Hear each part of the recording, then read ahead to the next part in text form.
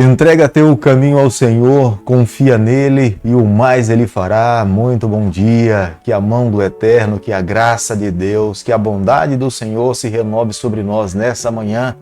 Peçamos a ele a bênção, a proteção, a guia e que a cada momento que nós vivermos nessa terra nós sintamos a companhia do nosso Deus ao nosso lado. Deixo com você também nessa manhã uma parte da Bíblia do livro de Provérbios, capítulo 11, o versículo 17, onde a Bíblia diz o seguinte: o homem bondoso faz o bem a si mesmo, mas o cruel a si mesmo se fere. Provérbios capítulo 11, o verso 17. Este é o ensinamento da palavra do Senhor. O homem bondoso, ele busca sabedoria em Deus. O homem cruel, ele busca sabedoria nessa terra. Sempre será carnal, sempre as suas ações estarão voltadas para essa terra, mas aqueles que se refugiam no Senhor alcançarão a bênção de Deus e abençoarão outras vidas. A cada dia nesse canal nós estudamos um capítulo da palavra do Senhor. E nessa manhã eu convido você a ter nas mãos a palavra de Deus no livro de Salmo, capítulo 68, o versículo 1. Levanta-se Deus, dispersam-se os seus inimigos. De sua presença fogem os que o aborrecem. Se nós tivéssemos uma noção do que de fato é o grande conflito, nós perceberíamos o quanto nós somos protegidos nessa terra.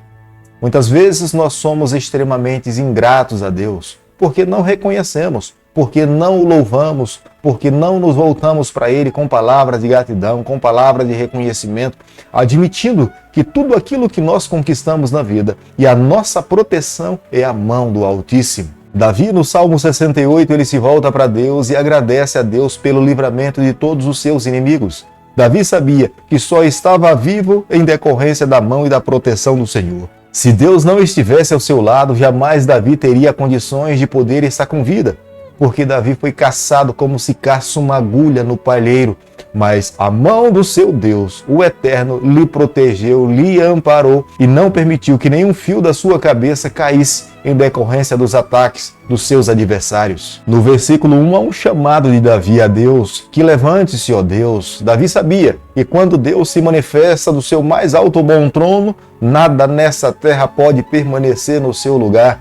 Quando Deus manda, até Satanás obedece. Deus estando ao seu lado, ele saberia que nenhuma derrota chegaria à porta da sua casa. Como nós podemos ver no versículo 5, Deus se revela aos seres humanos com um ato de bondade. É como um pai de amor, é que cuida do seu filho, que leva por passos verdejantes, que busca cada dia o melhor para os seus filhos. Davi olhava para Deus e lhe via dessa forma.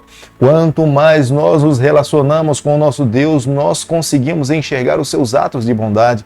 Quanto mais distante nós estamos de Deus, nós não lhe vemos como um pai, mas muitas vezes há pessoas que lhe veem como sendo um padrasto. A figura de Deus que nós encontramos revelada na sua palavra através da descrição do rei Davi é um Deus de amor, é um Deus da graça, é um Deus da segunda chance.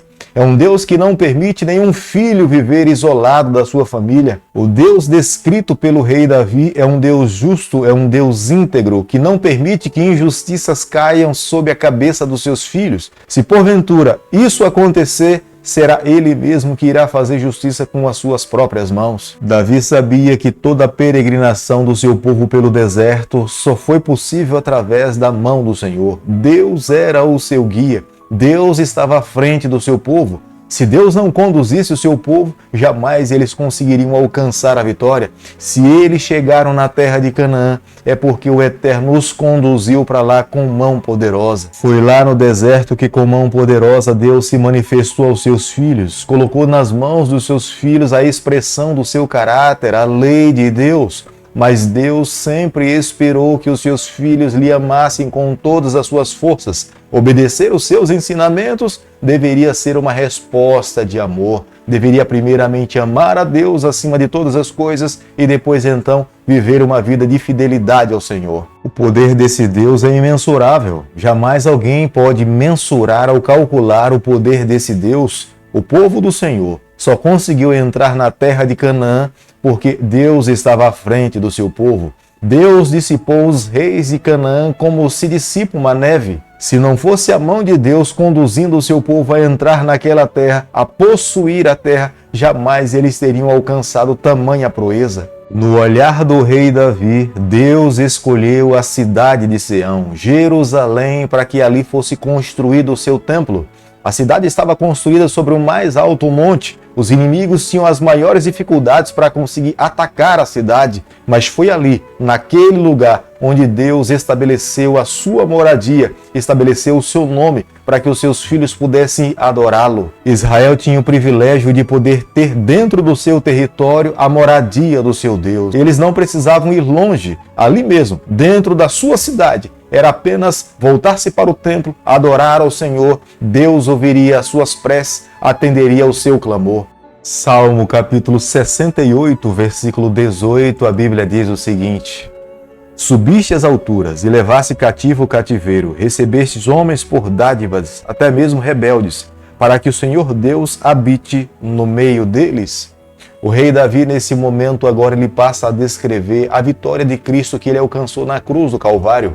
Na cruz, ele alcançou a vitória sobre o pecado, libertou os cativos dos grilhões da escravidão do pecado. Aqueles que creem em Jesus Cristo recebem a salvação. Aqueles que se colocam nas mãos de Deus terão direito da vida eterna. Nenhum ser humano que vive nesse mundo jamais terá condição de receber vida eterna se não for através de Jesus Cristo. Mas ele conquistou o nosso direito de vitória, perdendo a sua própria vida. Foi na cruz do Calvário que Jesus Cristo esmagou a cabeça da serpente. Nem Satanás acreditava que Jesus Cristo iria ressuscitar, mas no terceiro dia, ao ouvir a voz do seu Pai, ele se levanta para declarar que a morte foi vencida com a sua vida. Por isso que Israel deveria regozijar, porque Jesus Cristo um dia veio a esse mundo morrer morte de cruz, mas nasceu entre os judeus, em Belém da Judéia, para trazer vida para todo aquele que crê. Nós, a cada dia, somos chamados a renovar o nosso compromisso com o nosso Deus, nos colocarmos em suas mãos e permitirmos que Ele conduza a nossa vida. O rei Davi convida a todas as pessoas, com todos os seus dons, com todos os seus instrumentos, render louvores a Deus, cantar ao Senhor, expressar palavras de gratidão. Quando nós agimos dessa forma, nós estamos reconhecendo que temos um Pai de amor, um Deus soberano, digno de todo louvor, de toda adoração. Todo aquele que tem a Deus como sendo o Senhor da sua vida terá a vida eterna. Todo aquele que rejeita o Senhor terá uma vida terrena. É por isso que a cada dia nós somos chamados a nos voltar para o nosso Deus, abrirmos o nosso coração. O mesmo reconhecimento que o rei Davi um dia teve, que todo louvor, que toda adoração deve ser exclusivamente do Senhor, deve ser a nossa atitude a cada dia. O Salmo 68 é uma expressão de gratidão, é uma expressão de louvor. Se Deus lhe livrou de todos os seus inimigos, é somente a Ele que Ele deve tributo, é somente a Ele que o seu coração se torna cativo, é somente a Ele que nós precisamos amar a cada dia. Querido Pai, em Tuas mãos, nessa manhã nós nos colocamos, confessamos as nossas falhas, nós queremos ser do Senhor por toda a nossa vida. Fica conosco no decorrer desse dia, é o nosso pedido e a nossa oração, e o fazemos em nome de Jesus. Que o Senhor te abençoe e te guarde. Que Ele faça resplandecer o seu rosto sobre você, que Ele tenha misericórdia de você, e sobre você nessa manhã Ele levante seu rosto e conceda a sua paz, em nome de Jesus. Amém.